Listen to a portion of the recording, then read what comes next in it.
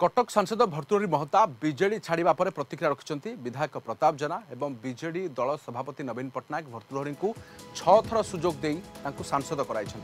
जितेबाला निज संसदीय क्षेत्र में लोकप्रियता हराई बसिले से बीजेडी छाड़दे कहते प्रताप जेना दल एवं दल सभापति सबुबले सम्मान दे आसिछंती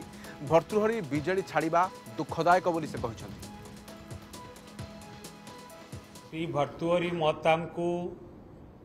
आमर प्रिय नेता माननीय मुख्यमंत्री श्रीयुक्त नवीन पट्टनायक और बिजु जनता दल 6 थर सांसद करके दिल्ली को पठे वर्तमान पार्लियामेंट्री कन्स्टिट्यूएंसी रे तांकर स्थिति बहुत खराब थिबारु से आगुरु जानी पारिथिले कि से